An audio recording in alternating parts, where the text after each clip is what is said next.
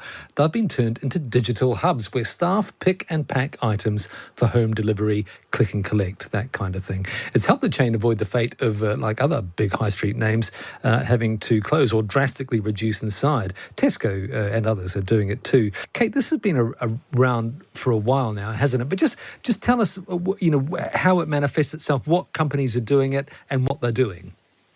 Hi, Dominic. Yeah, of course. If we think about the way that we buy today, it's about convenience primarily, and we're looking for that constant value. Organisations are trying to support that with price point, but they also want to support it with efficiency. And this just shows that B&Q are really trying to develop a way in which they can service you online, in store, or however needs your benefits, your requirements at the time. Think about DIY. It's often about getting the right product to the right place, the right time.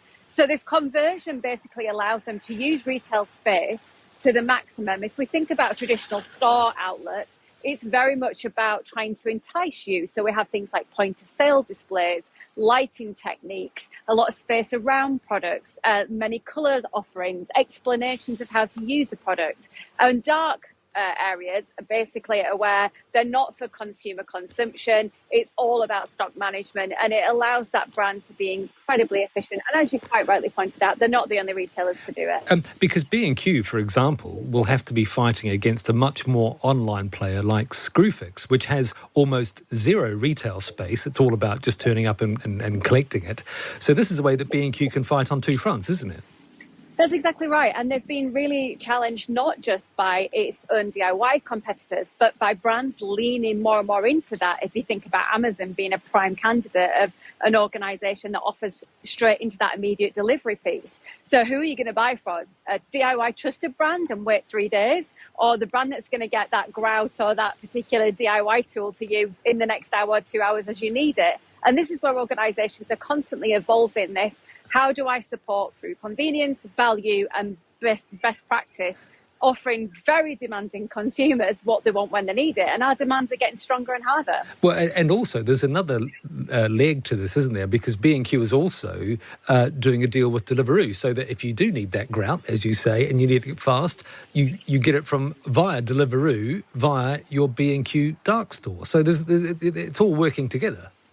Absolutely. And they're similar to Boots in that respect as well. Boots are starting to look at these instant delivery models because they understand the same with a painkiller as the same as an important paintbrush. If you need it in that moment and quickly, that is going to become, if you like, the hierarchy of needs becoming the hierarchy of needs. Time and efficiency will become more predominant than actually the price you pay. So it's making sure they've got the right tool for the job, literally, and servicing you to buy the right tools for the job.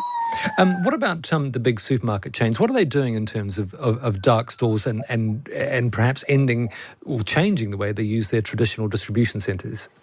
Yes, you're right. You mentioned Tesco earlier, also Carrefour, but they're basically these food sectors have long lived and understood that if they're going to offer direct-to-door delivery systems and also through the instant delivery offers, they are going to have to ensure that their stores operate in a more efficient way, less of the picking and packing amongst customers, each getting in the way, causing frustration and chaos, and more about ultimate lean efficiency. And lean efficiency is this idea of touching everything for the most minimal amount of time to get it out the door and to the customer as fast as possible, enhancing profit opportunity.